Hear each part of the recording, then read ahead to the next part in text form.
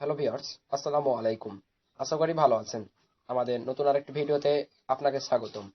আজকে আমরা আলোচনা করব কিভাবে আপনি ইউটিউবে আপনার অ্যাকাউন্ট থেকে ভিডিও আপলোড দিবেন।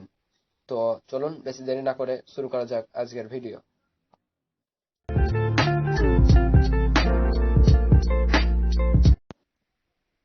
তো ইউটিউবে সাধারণত দুইভাবে ভিডিও আপলোড দেওয়া যায়। প্রথমটা হচ্ছে যে আপনার মোবাইল ফোনের ইউটিউব অ্যাপসের মাধ্যমে এবং দ্বিতীয়টা হচ্ছে যে ক্রোম ব্রাউজার দিয়ে। তো আজ আমি আপনাদের দেখাবো কিভাবে মোবাইল ফোনের মাধ্যমে ইউটিউব অ্যাপস দিয়ে আপনি ইউটিউবে ভিডিও আপলোড দিবেন এবং এর পরের ভিডিওতে আমি দেখাবো আপনাদের যে ক্রোম ব্রাউজার দিয়ে কিভাবে আপনারা ভিডিও আপলোড দিবেন। তো পরের ভিডিওটা পেতে অবশ্যই চ্যানেলটিকে সাবস্ক্রাইব করে পাশে থাকা বেল আইকনটি বাজিয়ে রাখবেন। তো ইউটিউব অ্যাপসের মাধ্যমে ভিডিও আপলোড দেওয়ার জন্য প্রথমে আপনাদেরকে যে ইউটিউব অ্যাপসটিতে প্রবেশ করতে হবে। তো আমি ইউটিউব অ্যাপসটিতে প্রবেশ করছি। তো ইউটিউব অ্যাপসটিতে প্রবেশ করার পর আপনারা দেখতে পাচ্ছেন উপরে আপনার চ্যানেলের লোগো। তো আপনার চ্যানেলটি যদি লগ ইন করা এখানে না থাকে তাহলে অবশ্যই চ্যানেলটিকে লগ ইন করে নেবেন। তো আমার চ্যানেলটি লগ ইন করা আছে তাই আমি আর লগ ইন করছি না। তো আমার চ্যানেলের লোগোর উপর আমি একটা ক্লিক করব। ক্লিক করার পর আপনি দেখতে পাচ্ছেন এখানে ইওর চ্যানেল নামের এই অপশনটা, এটার উপর আমি একটা ক্লিক করব। তো ক্লিক করার পর আপনি আপনার চ্যানেলটিকে এখানে সম্পূর্ণভাবে দেখতে পাচ্ছেন। এসবগুলোর ভিতর থেকে আপনি দেখতে পাচ্ছেন এখানে ভিডিওর আইকন।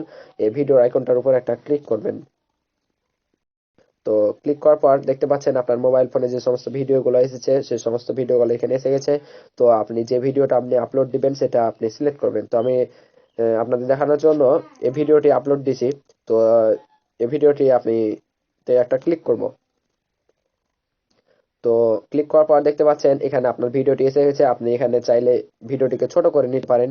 তো আপনি আপনার ওইটা সেটা আপনার ইচ্ছা, আপনি ছোট করলে ছোট করতে পারেন, না করলে এটা সেটা আপনার ইচ্ছা। তারপর আপনি একটু নিচে আসলে দেখতে পাবেন যে টাইটেল।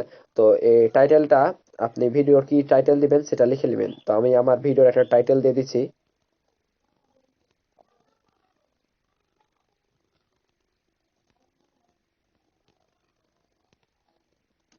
তো আমার ভিডিওর একটি টাইটেল দিয়ে দিলাম এবং তার নিচে দেখতে দেখতে পাচ্ছেন যে ডেসক্রিপশন। আপনি আপনার এই ভিডিওর নিচে ভিডিওর ডেসক্রিপশন বক্সে কি দিবেন সেটা আপনি নিজের ইচ্ছা মতো দিবেন। তো আমি আমার ভিডিওর একটা তো আমি আমার ভিডিওর একটা ছোট্ট ডেসক্রিপশন দিয়ে দিয়েছি। আপনারা চাইলে আপনারা ডেসক্রিপশন আপনাদের নিজের মতো করে দিতে পারেন। তারপর এখানে নিচে দেখতে পাচ্ছেন প্রাইভেসি।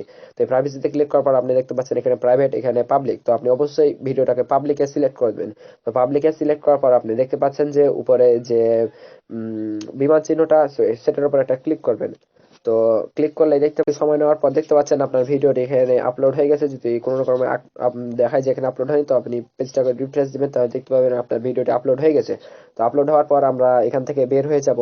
বের হয়ে আমরা ইউটিউব অ্যাপসটিতে প্রবেশ করব, ওয়াইটি স্টুডিওতে প্রবেশ করব। তো এই ইউটিউব স্টুডিও অ্যাপসটি যদি আপনাদের না থাকে আমি ডেসক্রিপশন বক্সে লিঙ্কটি দিয়ে দেবো, সেখান থেকে আপনারা ইনস্টল করে নেবেন। তো আমি ইউটিউব স্টুডিও অ্যাপসটিতে প্রবেশ করছি।